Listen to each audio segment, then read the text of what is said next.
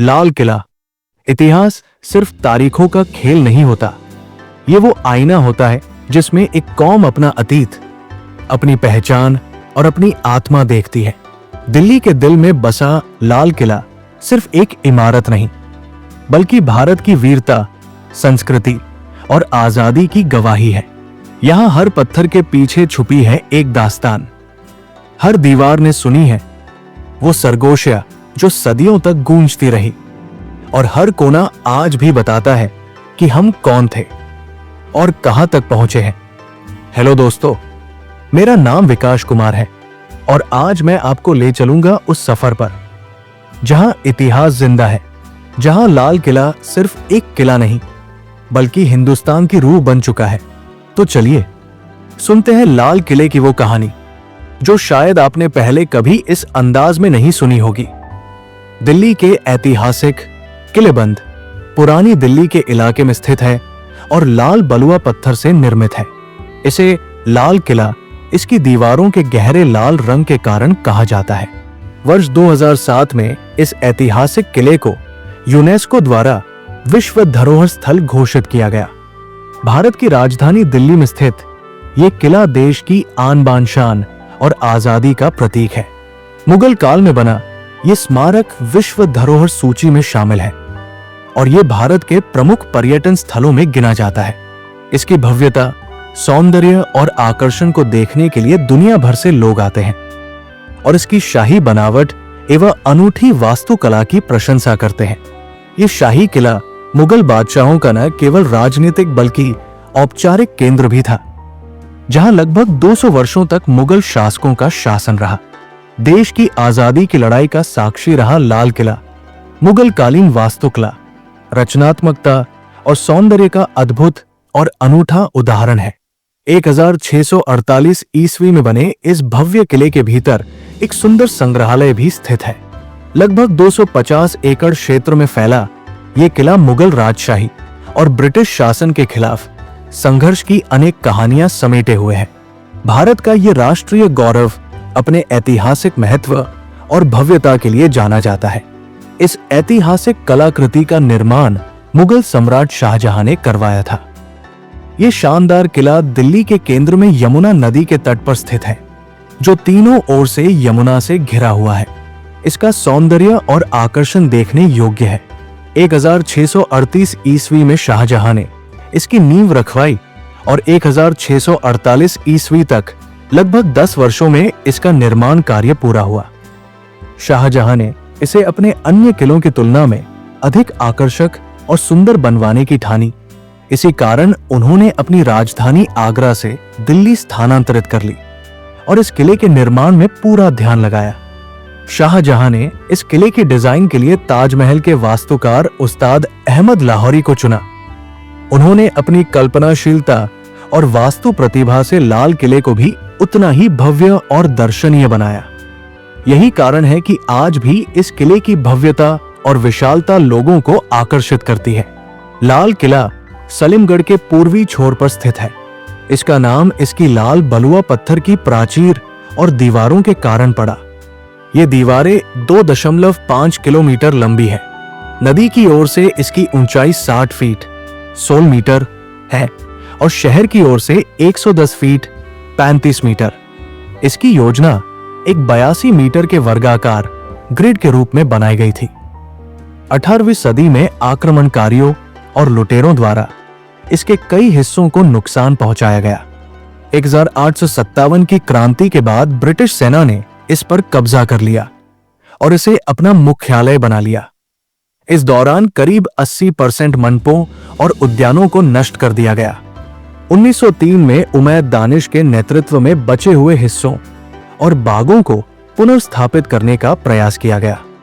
लाल किले की वास्तुकला में फारसी, यूरोपीय और भारतीय कलाओं का संगम देखने को मिलता है। इसकी प्रमुख संरचनाएं और उनका संक्षिप्त विवरण इस प्रकार है। लाहौर दरवाजा मुख्य प्रवेश द्वार। ये लाल किले का मुख्य प्रवेश द्वार है, जहां हर साल 15 अगस्त को भारत के प्रधानमंत्री तिरंगा फहराते हैं। इसे सुरक्षा की दृष्टि से विशेष रूप से मजबूत बनाया गया था और ये किला परिसर के सबसे महत्वपूर्ण प्रतीकों में से एक है।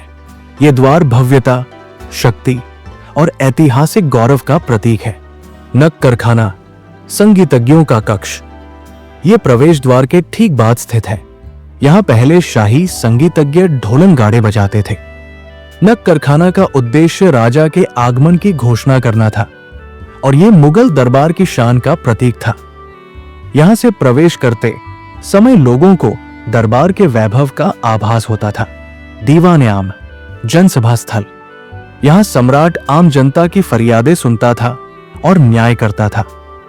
इसमें एक ऊंचा मंच बना होता था जहां बादशाह बैठते थे और जनता सामने खड़ी होती थी। ये लोकतांत्रिक शासन की एक झलक भी प्रस्तुत करता है। दीवान-ए-आम की छतें व दीवारें लाल बलुआ पत्थर की नक्काशी से सजी होती थी। नहर-ए-बहश्त, शाही कक्षों के बीच बहने वाली नहर। इस नहर को स्वर्ग की नहर कहा जाता है। ये यमुना नदी से पानी लेकर आती थी और महलों के बीच से होकर गुजरती थी, जिससे वातावरण ठंडा और सुगंधित बना रहता था। ये मुगल वास्तुकला में जल प्रबंधन और सौंदर्य का अद्भुत उदाहरण है। ज़नाना, महिलाओं के लिए बने महल, मुमताज महल और रंग महल। इन महलों का निर्माण शाही महिलाओं के रहने के लिए किया गया था। मुमताज महल में अब एक संग्रहालय है और रंग महल अपनी दीवारों पर बनी रंगीन चित्रकारी के लिए प्रसिद्ध है। रंग महल की छतों पर शीशे का काम और फुआरे इसकी सुंदरता को और बढ़ाते हैं। खास महल, शाही निवास। ये सम्राट का निजी निवास था। इसमें संगमरमर का सुंदर फर्श, बहुमूल्य पत्थरों की सजावट और शीशों का काम देखने लायक है। यहाँ शाही बेडरूम और विश्राम स्थल हुआ करते थे। खास महल से बाहर की ओर नजर डालने पर नर-ए-बहश्त की धारा दिखाई देती थी।